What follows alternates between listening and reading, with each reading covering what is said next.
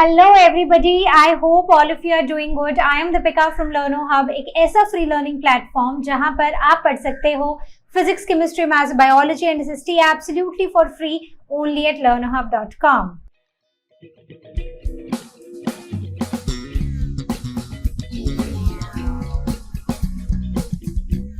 तो बच्चों, आज हम शुरू करने जा रहे हैं आईसीएसई क्लास 8 हिस्ट्री का नेक्स्ट चैप्टर, और चैप्टर है rise of independent regional powers. तो उन इंडिपेंडेंट पावर्स के बारे में हम डिस्कशन करने वाले हैं। तो चलिए शुरू करते हैं अपने चैप्टर के साथ। बच्चों, हर बार की तरह इस चैप्टर को भी हम स्टार्ट करने वाले हैं एक स्टोरी से। जी हाँ, तो आज मैं आपको जो कहानी सुनाने जा रही हूँ वो कहानी है मुगल एम्पायर के डिक्लाइन की। जब मुगल एम्पायर डिक्लाइन हुआ तो ये पूरा एम्पायर छोटे छोटे टुकड़ों में टूट गया, और वो महारथी जिन्होंने इन छोटे छोटे टुकड़ों की गद्दियों पर कब्जा किया। जब मुगल साम्राज्य कमजोर होने लगा तो एक पॉलिटिकल वैक्यूम सा क्रिएट हो गया था, और इस खाली जगह को भरने के लिए अलग अलग इंडिपेंडेंट और कुछ सेमी इंडिपेंडेंट स्टेट्स उभर कर आई, जिनमें से कुछ नाम है जैसे कि बंगाल, हैदराबाद, मैसूर, अवध, सिख और राजपूत। कुछ ने अपनी इंडिपेंडेंस बगावत करके ली जैसे कि मराठास, और कुछ ने अपनी इंडिपेंडेंस मुगल्स की कमजोरी का फायदा उठाकर ली जैसे कि बंगाल। इनमें से सबसे ताकतवर थे मराठास।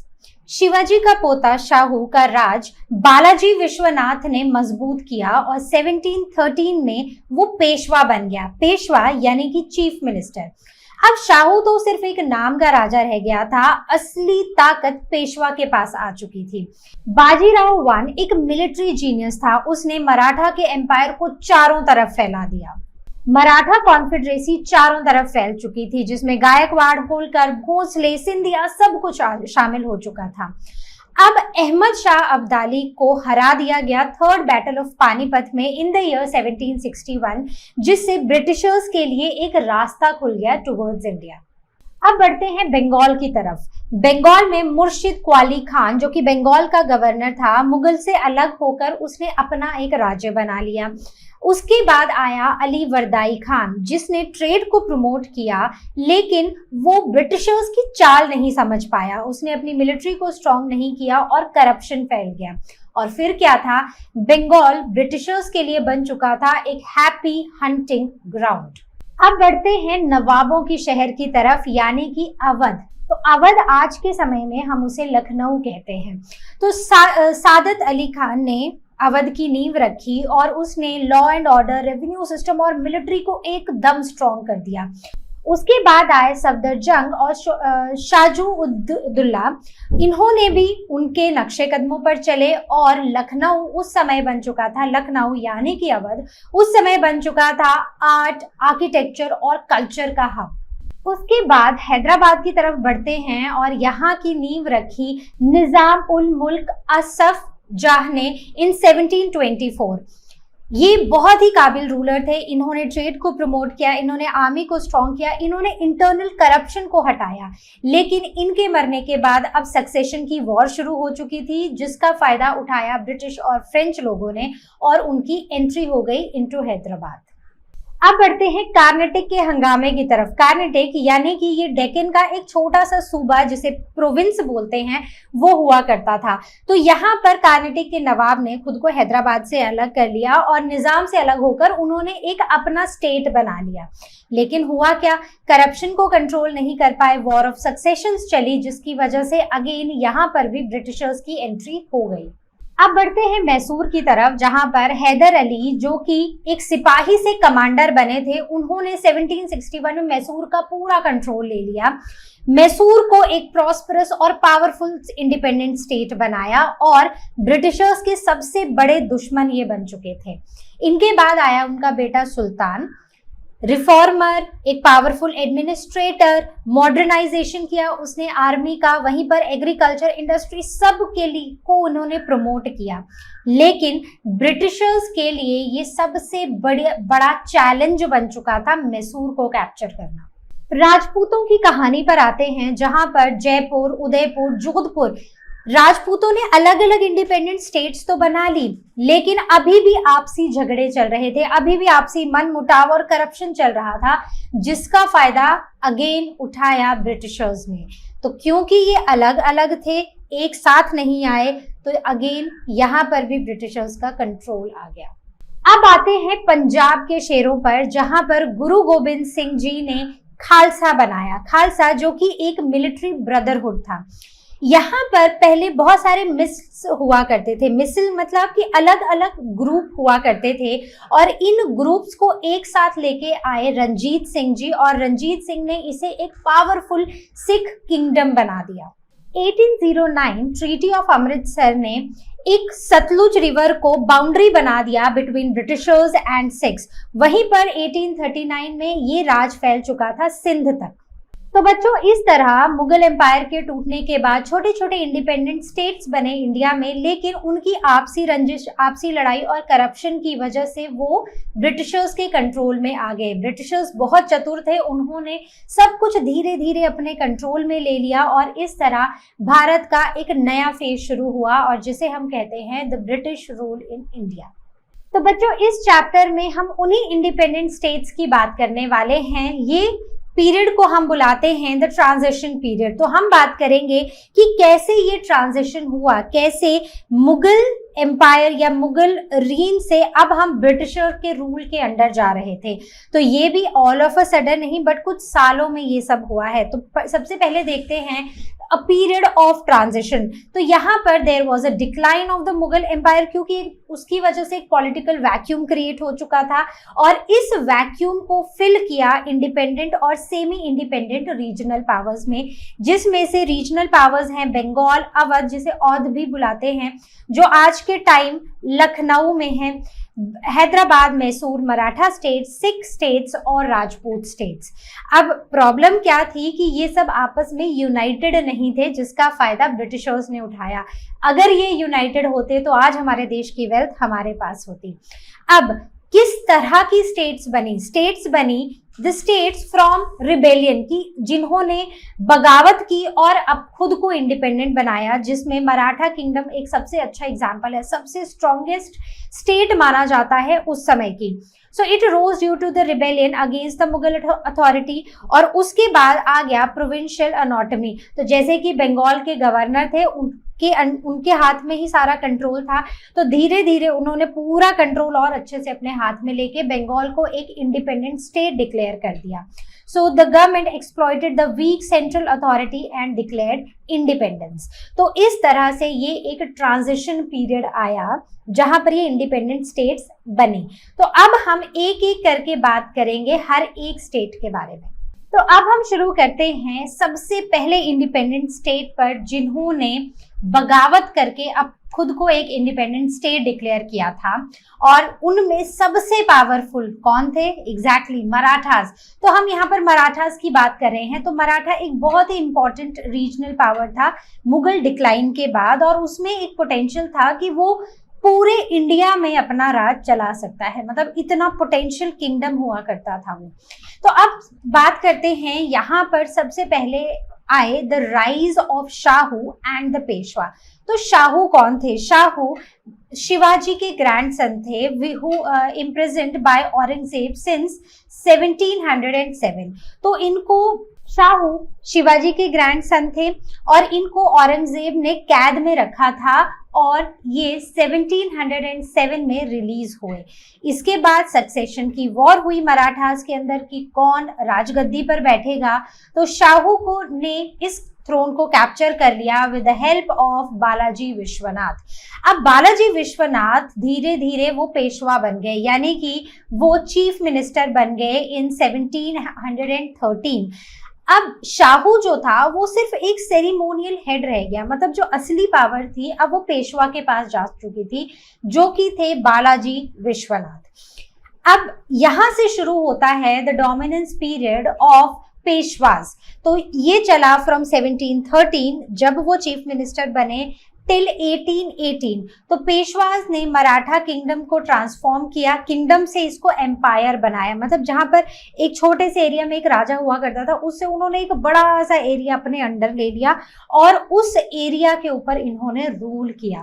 मुगल्स की वीकनेस का फायदा उठाया और इन्होंने कंसेशंस लिए और ऐसे करके इन्होंने एक बहुत ही स्ट्रॉन्ग और पावरफुल किंगडम बना दिया। Territories of Shivaji were restored, जो भी शिवाजी के अंडर जितनी भी टेरिटरीज थी वो रिस्टोर की गई। Rights of Chauth and Sardesh मुखी फ्रॉम द डेक्कन प्रोविंसेस, तो इनकी जो भी राइट्स थे वो ले लिए गए।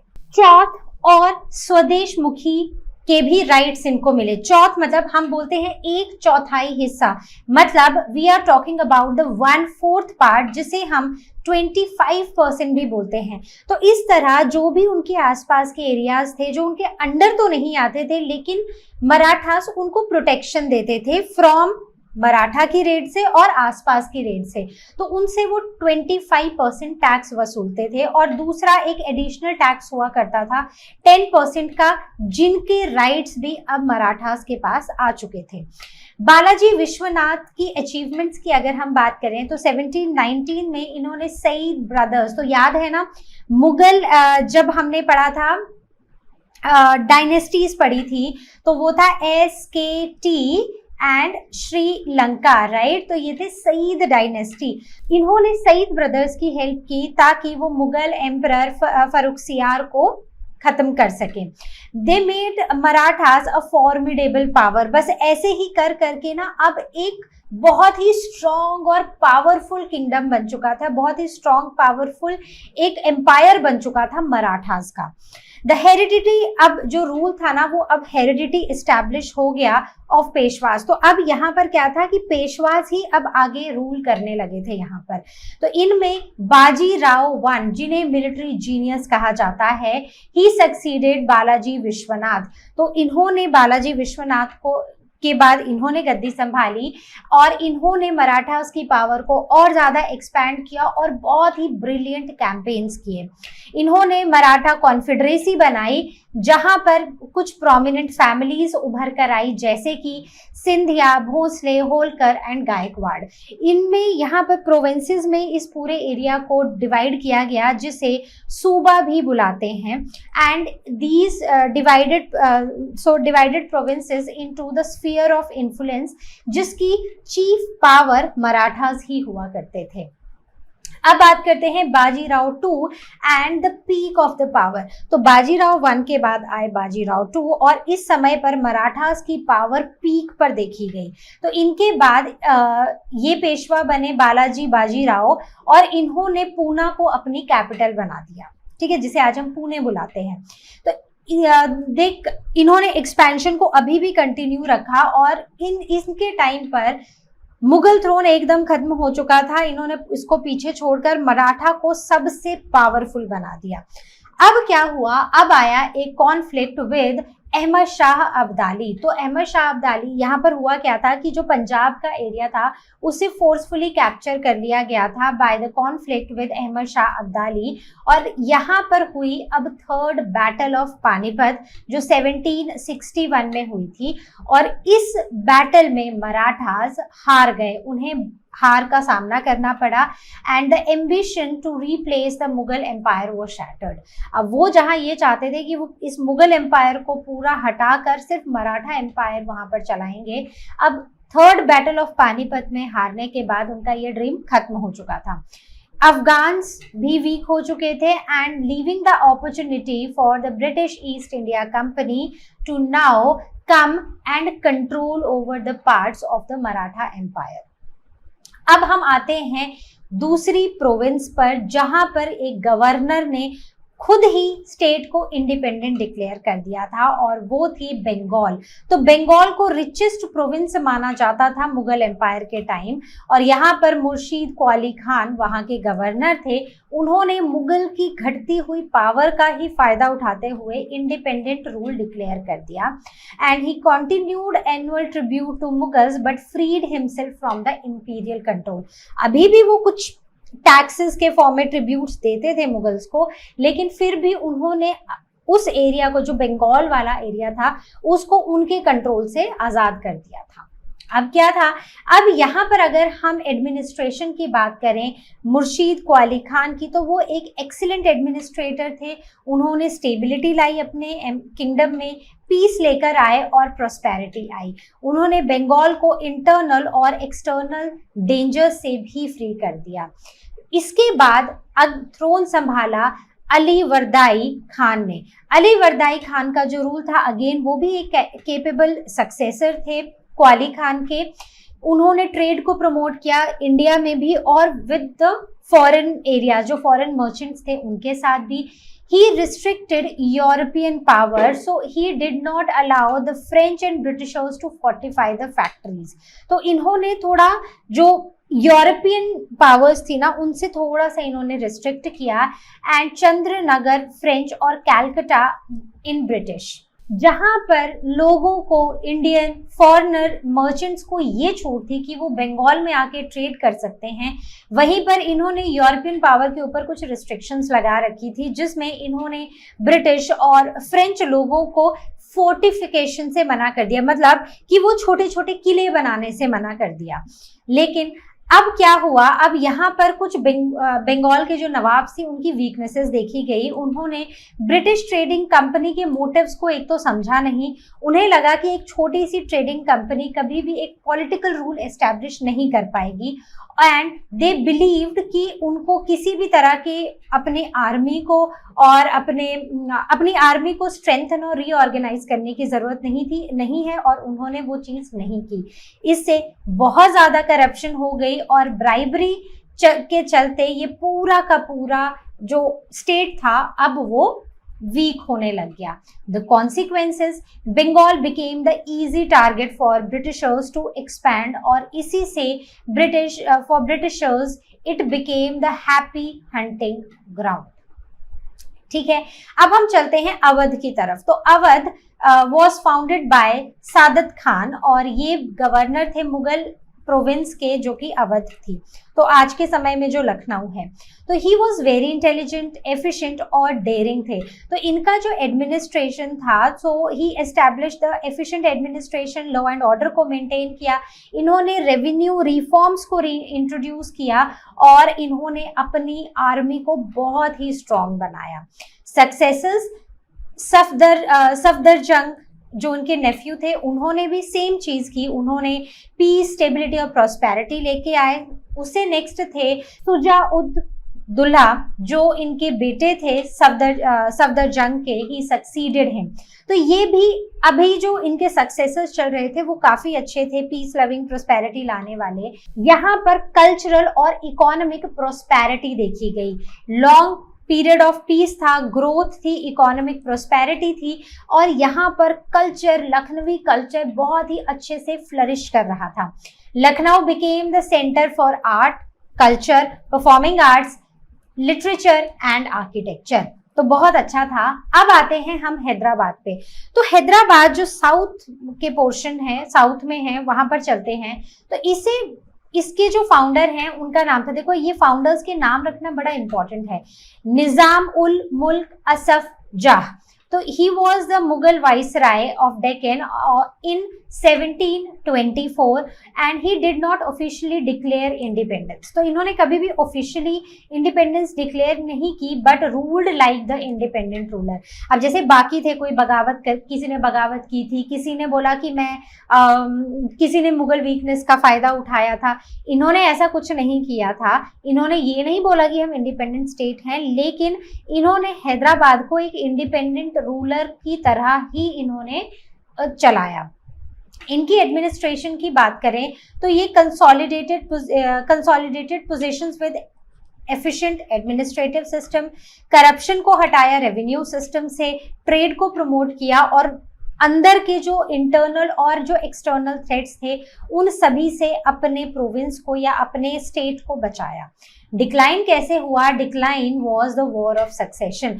तो आप अभी तक जितना भी हमने पढ़ा है, ठीक है, हिस्ट्री में जो भी अभी तक हमने पढ़ा है, वहां पर जो मेजर डिक्लाइन देखा गया, डिक्लाइन द रीजन वाज कि जो आपसी पीस और आपसी भाईचारा नहीं है, उसकी वजह से ही किंगडम्स डिक्लाइन होते हुए देखे गए। सो ये एक ऐसी चीज है जिसे हमें आज भी सीखना है कि हम एक देश के लोग हैं, वी ऑल आर इंडियंस, और हमें हमारी यूनिटी को कोई ब्रेक नहीं कर सकता है, और अगर हमारी यूनिटी को कोई ब्रेक करेगा तो वो हमारे देश को ब्रेक करने जैसा होगा। So it is very important कि हम एक यूनिटी बनाए रखें। So made Hyderabad a soft target for British and French company seeking the control in the region. अब क्योंकि यहाँ पर तो गद्दी के लिए युद्ध चल चुका था आपस में ही, फैमिली में ही, तो इससे ब्रिटिशर्स को एक मौका मिल गया इस प्रोविंस में एंटर करने का। अब बात करते हैं कार्नेटिक की। तो कार्नेटिक बेसिकली एक छोटी सी प्रोविंस थी डेक्कन एरिया में, तो सूबा of the Deccan under control of Nizam of Hyderabad. तो अब ये देख रहे थे कि वहां पर सक्सेशन की वॉर चल रही है, तो इन्होंने खुद को हैदराबाद से अलग कर लिया। So Nawab of the Carnatic freed himself from the Nizam's control and the rule in the Carnatic. So he established hereditary rule in the Carnatic. This led to war of succession and political instability. अब अलग तो कर लिया, लेकिन यहाँ पर भी same ही लड़ाई शुरू हो गई, पॉलिटिक्स शुरू हो गई और यहाँ पर वॉर ऑफ सक्सेशन शुरू हो गया। अब बात करते हैं यूरोपियन इंटरफेरेंस की। तो यूरोपियंस ने फिर से इसी इंस्टेबिलिटी का फायदा उठाया, gave the European trading companies an opportunity to interfere in the internal conflicts.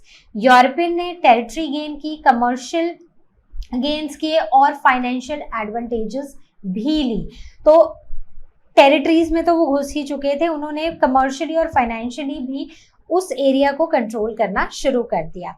अब चलते हैं मैसूर की तरफ। मैसूर एक ऐसा स्ट्रॉन्ग राज्य था ना, मतलब जो ब्रिटिशर्स के लिए बहुत टाइम तक एक चैलेंज बना रहा और ब्रिटिशर्स के डायरेक्ट टारगेट पे हुआ करता था मैसूर। तो after Vijayanagara empire collapsed in 17th century, यहाँ पर there was a rise of this independent kingdom and the kingdom of Mysore preserved independence despite repeated attacks. तो ऐसा नहीं था कि इनके ऊपर अटैक्स नहीं हो रहे थे, लेकिन इन्होंने फिर भी खुद को बचा के रखा था। Now the rise of Haider Ali. तो मिड 18th सेंचुरी में क्या हुआ कि हैदर अली एक बहुत ही मेजर पावर उभर कर आए in the south. This the rose of the ordinary soldier to commander through merit and the determination. तो ये एक ऑर्डिनरी सोल्जर से कमांडर बने क्योंकि इनके काफी सारे पॉजिटिव थे, ये काफी डिटर्मिन्ड थे, इसलिए ये एक कमांडर बन चुके थे। 1761 में he overthrew the government and took the control of the Mysore. 1761 में इन्होंने गवर्नमेंट को भी गिरा दिया और खुद कंट्रोल ले बैठे मैसूर का। Mysore was now prosperous and powerful, became formidable adversary of the English east India Company. तो अब इनके लिए तो ना एक चैलेंज हो चुका था, बहुत ही स्ट्रॉन्ग पावरफुल किंगडम उभर कर आ रहा था मैसूर। इसके बाद आए टीपू सुल्तान। तो मैसूर पर इनके बाद रूल आया टीपू सुल्तान का, जो कि हैदर अली के बेटे थे और एक वर्दी सक्सेसर थे। अगर आप मैसूर जाओगे ना, तो मैसूर में आपको ये सारे एरियाज दिखाए जाते हैं। टीपू सुल्तान कहाँ था, उसे कैसे मारा, वो सारी हिस्ट्री जो है और वो जो उनके किले हैं, मॉन्यूमेंट्स, वो सब कुछ वहाँ पर है। तो अगर जाओगे तो कभी ध्यान से उनको सुनना। So they introduce the reforms to overhaul and reorganize the administration. ठीक है, तो इन्होंने इंट्रोड्यूस किए रिफॉर्म्स और एडमिनिस्ट्रेशन को रीऑर्गेनाइज किया। अपनी जो आर्मी थी, मिलिट्री थी, उसको मॉडर्नाइज करके उसको स्ट्रेंथन किया, इकोनॉमी को स्ट्रॉन्ग किया, एग्रीकल्चर, मॉडर्न ट्रेड और इंडस्ट्री को भी प्रमोट किया and posed the most serious challenge to the British power in India.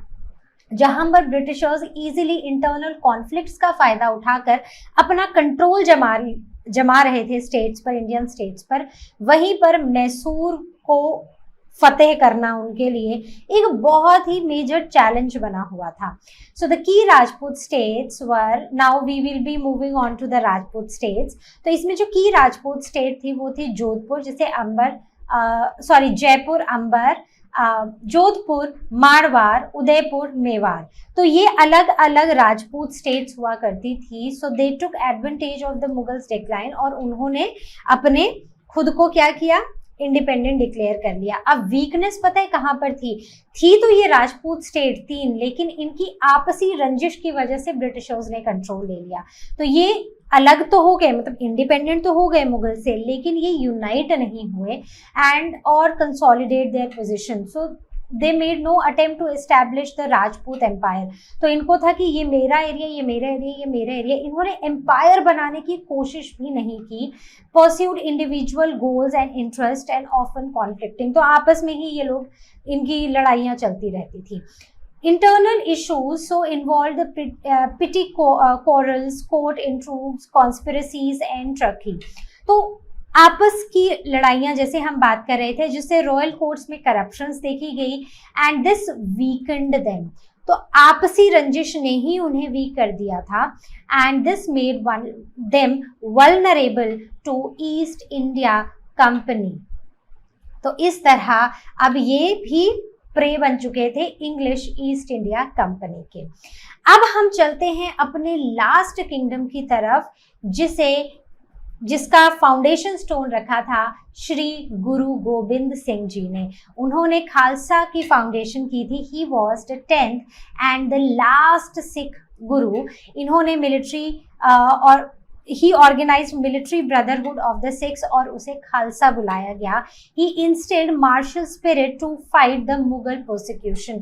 तो इन्होंने मार्शल स्पिरिट लोगों में डाली और एक बहुत ही स्ट्रॉन्ग मिलिट्री ब्रदरहुड बनाया एंड जिसे बोला गया खालसा।